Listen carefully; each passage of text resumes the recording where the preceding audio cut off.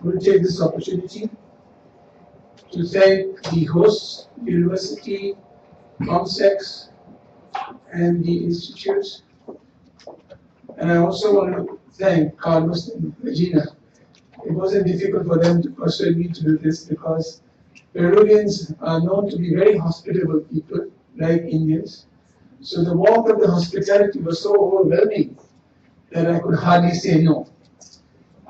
It's really a pleasure for me to be here. It's a childhood dream, I told Indira, my partner, to be in Peru. And because I had a week between Lima meeting and Ecuador, which is tomorrow, we took the advantage of going and visiting the historic sites of Peru and learning a lot about your history, which I hope will actually benefit not only me and you, but all of mankind. I also picked up a lot of critical books, so I'm very happy to be here, and I hope we have an interesting conversation on the topic that Carlos and Regina mandated me. I don't have much of a choice. I'm going to touch on 3 topics. One is as Rebecca said, it's the right to health. So I'm going to just go over the right to health framework, which is fundamental in international law. And since Peru is a civil law country and has signed on to the International Convention on Economic and Social and Cultural Rights, it becomes part of their constitutional scheme. Secondly, I will go into one of the most important areas of health, which is medicines and access to medicines and intellectual property. Then to a burning issue in this region, the sexual and reproductive health. And finally, on sexuality minorities, deal a bit about a case that we have done in India to change the law. But I'll also deal with some of the issues that I think concern you. So what is the right to health framework? It is recognized in a large number of international covenants. But primarily, today, in international law, it is what is known as the International Covenant on Economic, Social and Cultural Rights, ICSCR, which has Article 12, which actually explicitly talks about the right to health. The right to health is not the right to be healthy, but the right to have equal choices and opportunities in relation to health. But the right to health, as you can imagine, is not a sole right. It is determined by a number of other rights. But as I said, it is Article 12, and it has been elaborated in what is known as General Comment 14 of the Committee on Economic, Social and Cultural Rights. It contains both freedoms. Now this is very important in terms of all issues relating to health, and fundamental to these freedoms are autonomy.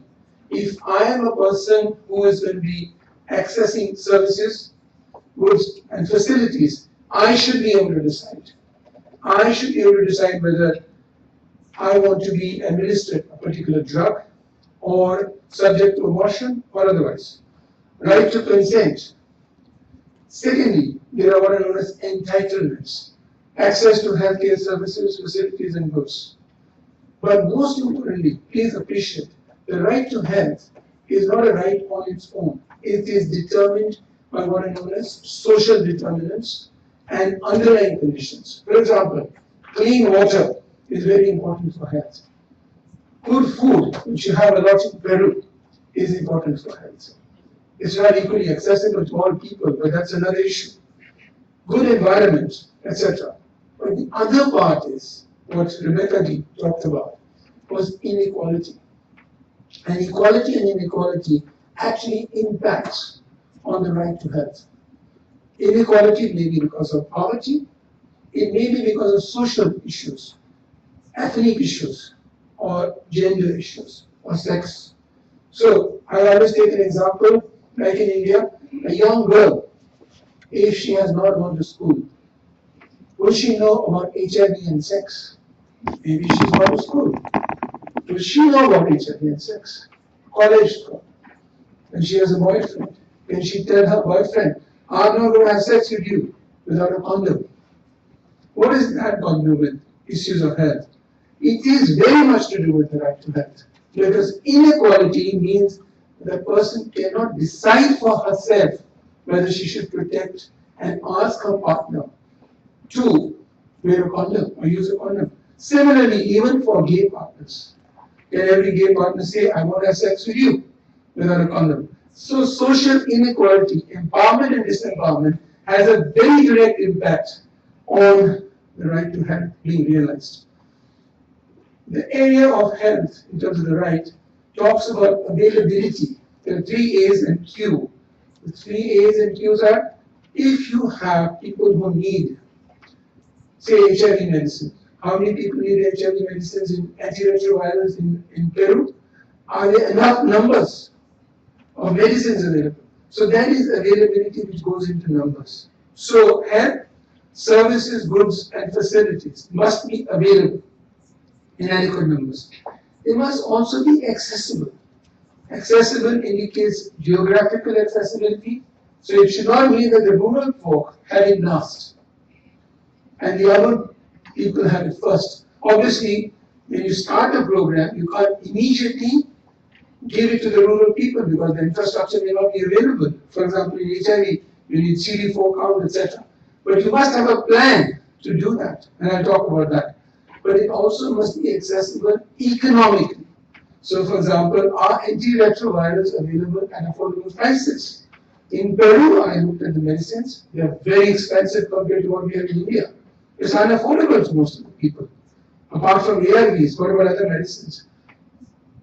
Apart from that, they should also be acceptable. There are a lot of cultural norms that people have. In my country, for example, certain communities, women will not go out to a male doctor.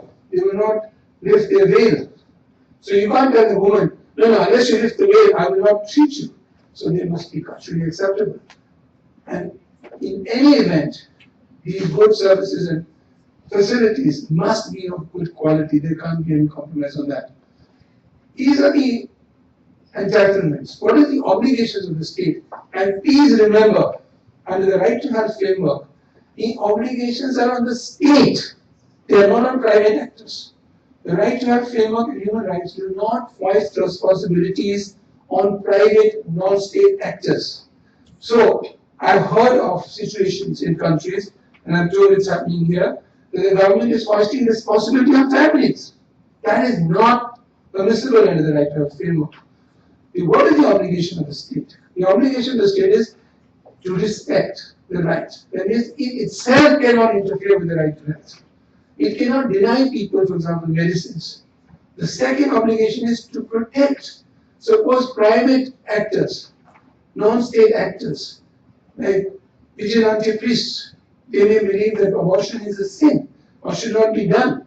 If they start to prevent a woman from accessing abortion services, the state has an obligation to prevent those non-state actors from interfering with that right. That is the obligation to protect.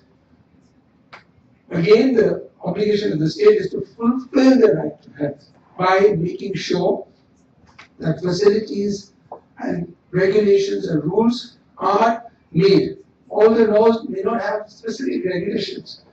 A lot of times, states actually make laws, but not the necessary regulations and conditions for the availability of the health services, goods and facilities.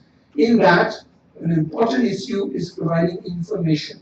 So that also has to be provided. If people don't have information, they don't have the power to access those services. The most important and central part of the right to health is equality and non-discrimination. There is no more important right than that. So whenever health services, goods and facilities are rolled out, they have to be on the principle of non-discrimination and equality. But what does that mean? Does it mean that women and men will have the same services? No. There is a concept of vulnerable groups. So the services are rolled out, the facilities and the goods are made available on the basis of the need of those particular groups. The vulnerable groups and groups are marginalized. There may be women, children, and it depends on the issue that you're talking about, sexuality minorities. But can the policies be based on my views or your views because you have a particular religion?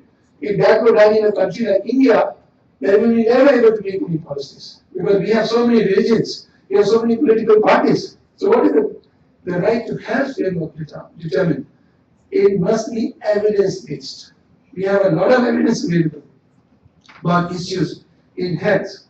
So policies have to be evidence-based, not ideologically based, whether left or right, not doctrinal, not religion, not other issues. It has to be evidence. And good evidence can be contested by good evidence. There's no doubt about that. There's no one thing that fits. But it has to be rational, scientific, and evidence-based. The most important part of the right to health framework is that no decision can be taken without the participation of individuals involved. If you have policies for, say, adolescent people in a country in the region, you should not, under the right to health framework, have a policy without taking into account their views. For women, can we decide as government policies about women without taking them into their points of view into account? The principle of participation is central to the right to health framework. And most countries all over the world do not like this, because that means they will have much more democracy than they would like. Now, one of the problems in the right to health framework, as Carlos mentioned, I'm not a UN spokesman. I'm an independent special rapporteur. I can be critical of the convention. One of the problems of the convention is that, as opposed to the civil and political rights, this convention, economic, social, and cultural rights, is known as progressively realizable. The right to health is not immediately enforceable, unlike a civil and political right. So the states can actually progressively realize the right to health. If there are 100,000 people, or take another example, MDGs. The state under the right to health framework is not obliged to make sure that maternal mortality reduces to 0 tomorrow. It is progressively realizable. The MDGs goals are progressively realizable. But not all issues in the right to health framework are progressively realizable. There are what are known as core obligations, and these have been listed. You can go to the Human Rights Council website and see what are the core obligations under General Comment 14. But some of the issues which are core obligations and are immediately enforceable are things like equality, non-discrimination, and most importantly, a national plan to make sure that they will be realized in a period of time. And one of the issues which is very important is access to medicines. Because in all countries, medicines constitute about 50% of the expenditure that the state or individuals have to go there in order to realize the right to health. Now, recently, I actually made a report to the Human Rights Council on access to medicines, and that was on non-IPR issues, non-intellectual property rights issues, because as you know, IPR issues are very important, which I will come to in a minute, but that report deals with non-IPR issues, which is how do you actually ensure that medicines are available in the country, including generic production in your own region or in the country, procurement by a particular means, making sure that medicines are of quality, they are available, the chain of supplies, pricing, etc., having national essential medicines list. So if you want to know more about that, it's not very controversial in that sense. Of course, the US doesn't like the idea of the right to health, but the US doesn't like anything in terms of rights. They pretend to have issues on that, but I don't want to get into that. Because on all issues that I have written a report about, the US have always opposed me. So I'm not very surprised about their opposing issues on the right to health. But I'm going to deal with patent issues, which are very important. And the patent issues are important because a large number of medicines are already under patent or they are going to be under patent, and particularly in the regions of developing countries where HIV is a huge epidemic or pandemic. Most of the medicines are patented. Now, very quickly, what is a patent? Patent can be a product or a process. So, you have an end product, like a medicine, Lamivudine, or aspirin. That's a product. There can be a patent of that. And there can be a way of making that product, which is known as the process. So there can be a patent on the process. There are two types of patents which we should know about. What are the problems? The problems are that if you have a patent in a product, then there is an absolute monopoly. So if I have the patent in a product, I can exclude all other people from this country or any other place to make that product available in the market. So I can charge huge prices for it. That's what it allows. But if it is only in the process, then another person can make a better process or another person and still be in the market. As opposed to a product patent, which is an absolute monopoly, process patent only gives you a relative monopoly. Now this is very important because in India, what happened was, and this I'm going to go into in a minute, we did not have product patent protection in 1970. A lot of you will wonder why India has become the pharmacy of the world. Because from the 1970s, we changed the law. Very simple change. We did not allow product patent protection. We only allowed process patent protection. And in the 50s and the 60s, after our independence from the British colony, from the British rule, we had the most expensive medicines in India, all imported, like a lot of the countries in the region. But once we changed that law, Indian companies could come in, have better processes, compete, and bring down the prices. Now take an example of a very important drug called imethylene mesylate, which is used for cancer. We did a case on that, that's why I'm talking about it. It was available by Novartis. Just look at the price, $2,400 per month per patient. Nobody can afford it. Even rich people can't afford it. But the generic version was available at $162 to If they had got the patent on this medicine, large number of people would not be able to live. Similarly, take an example of an ARV, AAA, $1,800. Whereas generic versions are $15 per patient per month. Now, a country like India, there's a huge issue of poverty like here. 70% of the household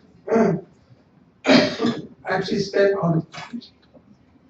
Now we are starting to have a universal healthcare scheme that will take time. Now, why was this important? Competition as a rule brings down prices. We saw this in ARVs, antiretrovirals.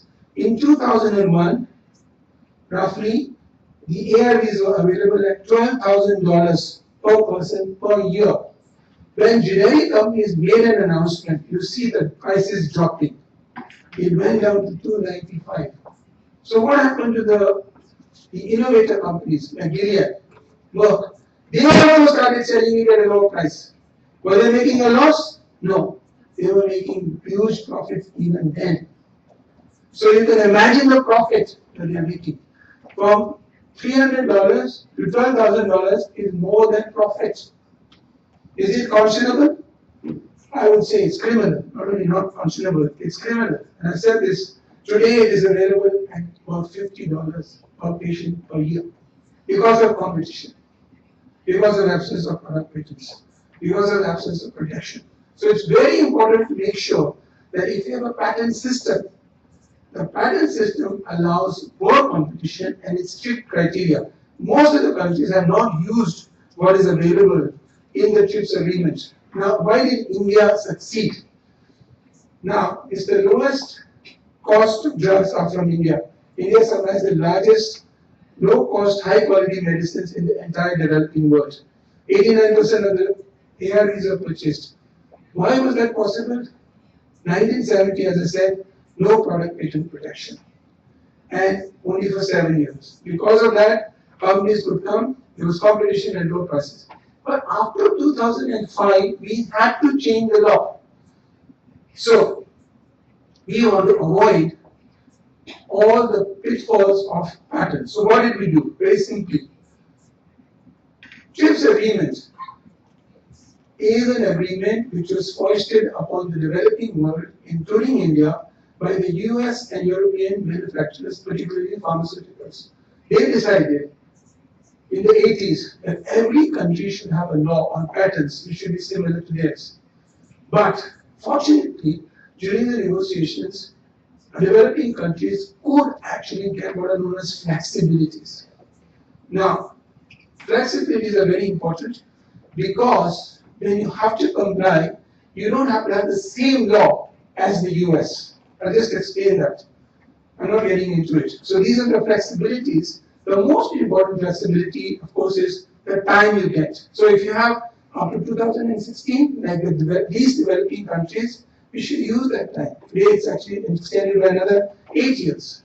So the time has to be used. A lot of the countries in the developing world, even before the time that was allotted to them, they introduced the patent laws, which were not necessary. But most importantly, otherwise, what is the patentability criteria? They also have to be used. There are these other issues, I'm not getting into it, but just the basic point is that there were flexibilities.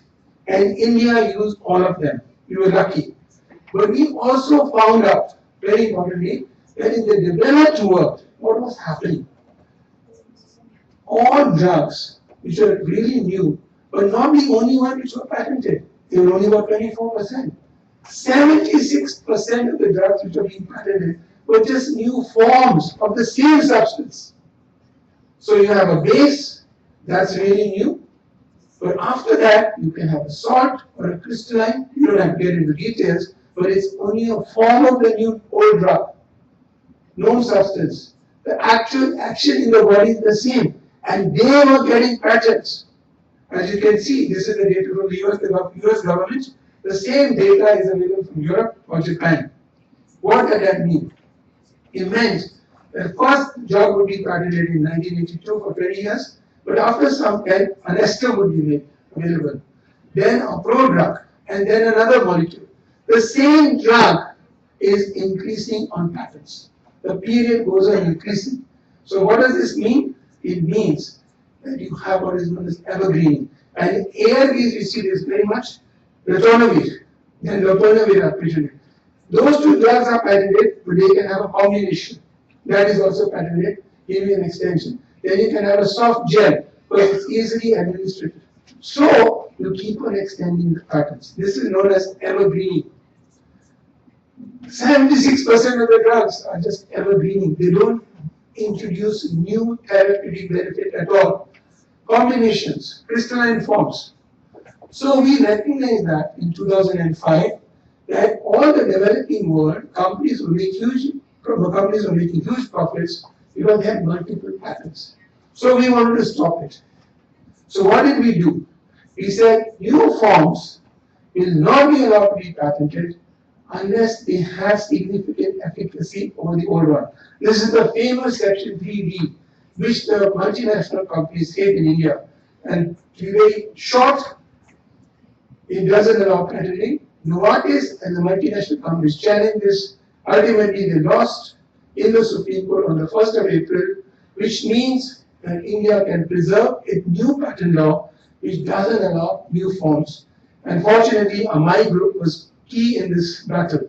So what I have been advising a lot of the developing countries is to introduce this kind of law. It can be done by any country. Argentina has started using it. Philippines has started using it, and even Brazil is thinking of using it. It is about time the developing countries start thinking of these procedures which will help them in the long run. So that's about issues. I don't want to go into R&D costs, but if you want to know, it doesn't cost them $1 billion and $2 billion. It costs them about $53 million to develop a new drug. But in the first year itself, most of these actually companies recover more than their profits. They actually make $1 billion minimum. So they're making 1,000% profit in the first year itself. I'm not getting into it because I don't think that's an issue. Now, a burning issue in this country and the region is the right to health framework in terms of sexual and reproductive health. So I've already mentioned General Comment 14, which specifically recognizes this. Sida also recognizes this. The Rights to Child Convention also recognizes it. There have to be steps. You have a plan. The plan is, first of all, information must be available. As I said, a young girl, information about HIV and AIDS. That's a very important example. If women, young women particularly in this region, have information available, they can decide for themselves. And they have a right to decide for themselves. They can't be foisted decisions, because that is the international right to health framework. But that requires information. So, according to me and all international law, legal personnel, the states have an obligation. There is no dispute about this in international law or any constitutional lawyer will ever dispute it. That every person, including adolescents, have a right to information so that they can make choices. And there are judgments from English courts also on this. So the state have an obligation to do that, and they cannot restrict that right. So what does that mean? Take an example of sexuality. Where do children know about sex? Do they learn it from their parents? Most parents don't want to talk about it for various reasons. Do the schools give them information? They should. And that's a big battle for everybody, to make sure that schools give information. Not only about sex, but about sexuality, minorities, diversity. Do they give it? There are so many restrictions because people believe, oh, children should not get to know about sex. But what is the evidence on that? The evidence is very clear that if children and adolescents know about sexuality, sexual acts, they do not go and start having sex. On the contrary, there is a delay in the onset of sexuality. So this is very important. Evidence shows that if you give proper information, then children do not engage into sexual behavior, which is risky, or even general sexual behavior. But if you don't do that, where do they learn? Everybody learns about sex. You can't prevent people learning from sex because it's natural. So where do they learn? They learn from the wrong sources. If the parents are not prepared to give it, they don't get it from the pornographic sites. Mind you, computerized information today means any child can open any computer and get any information. They may not get the proper information. So it is all the more necessary today that children and adolescents do get education about sexuality and sex from schools. That's the obligation of the states. So I've gone into that. There are here in the region issues regarding that. And children have a right and capacity to do it. Legally, they don't have a capacity. Even in countries like England, they didn't have a capacity. When the matters went to court, very famous case, Gillick's case in England, the courts actually ruled that despite the law, because of a public health issue and public interest, they have a right to access pregnancy advice services. And in our societies, which are male-dominated, matriarchal, matrilineal, a large number of adolescent girls are forced into having sex. They commit suicides. Pregnancies result from rape. What are they supposed to do?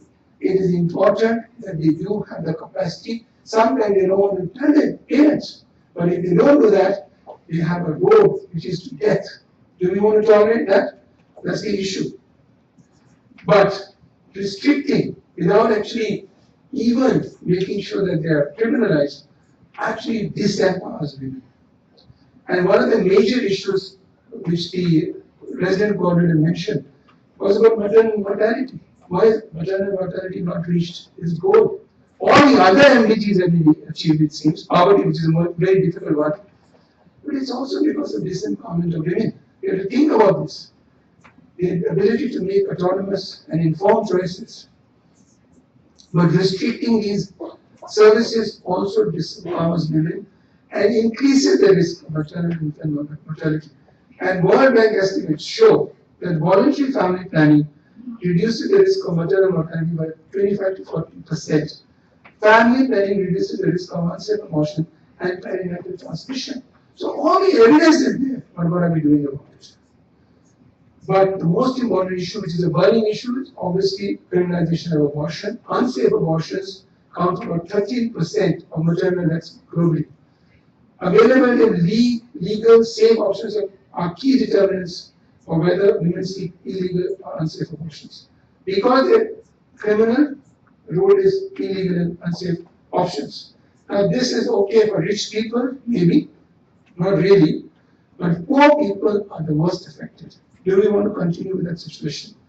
So I have done a report on criminalization of sexual and reproductive health, which is an ongoing challenge.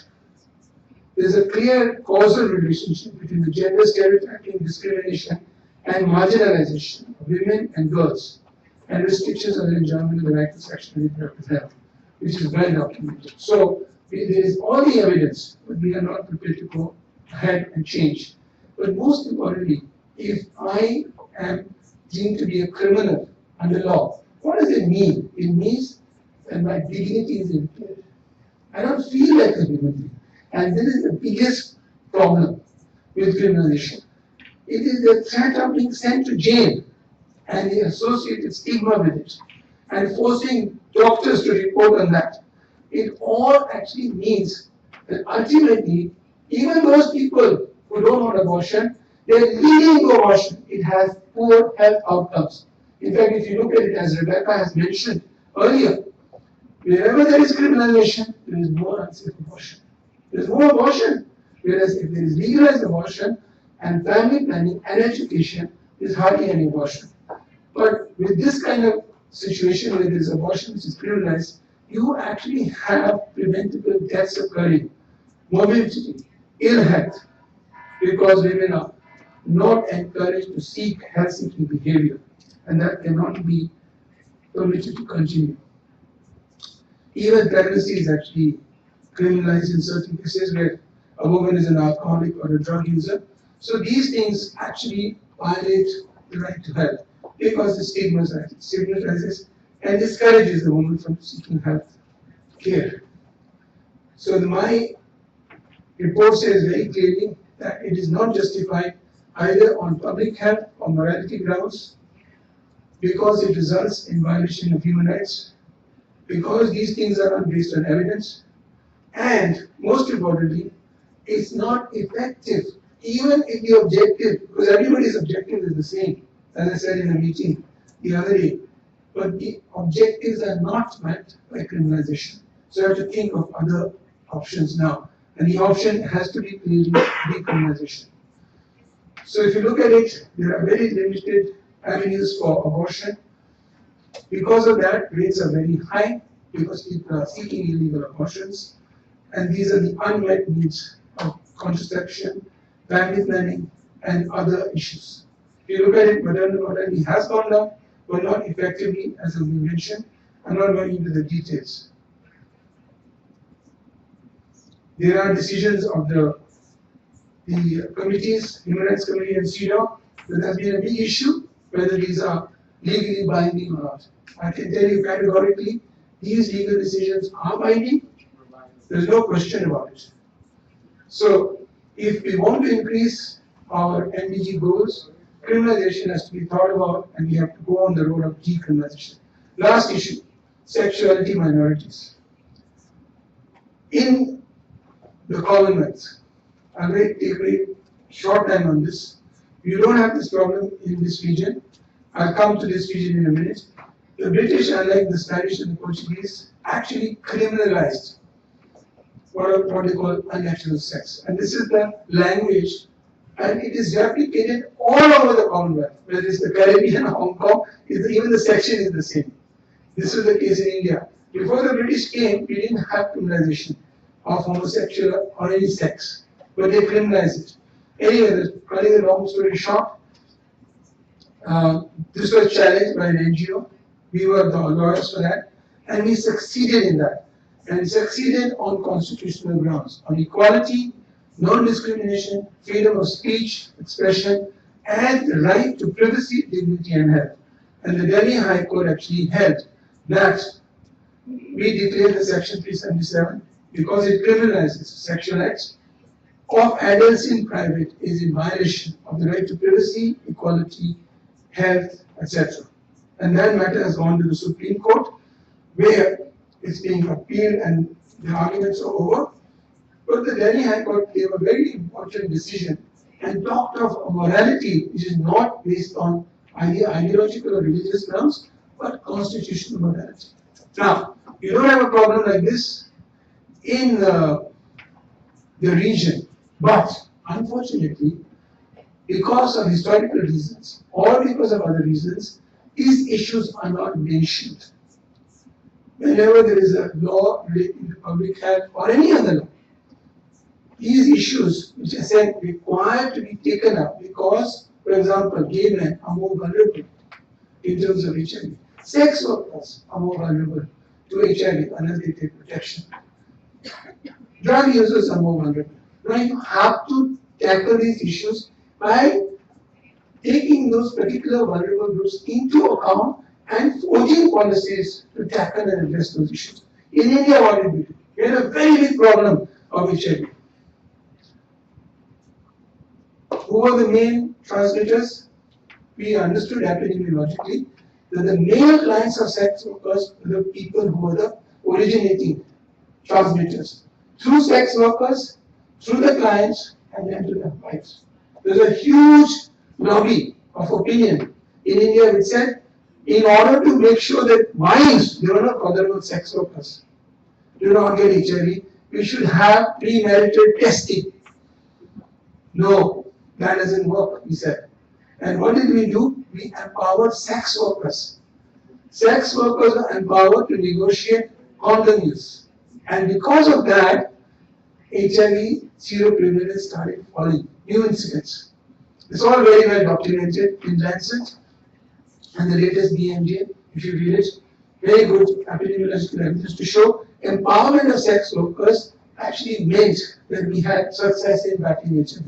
So they want to prevent HIV in certain groups like Rebecca mentioned, which is drug users or gay men or other vulnerable groups. There can be any number of them. In India, there are truck drivers, for instance.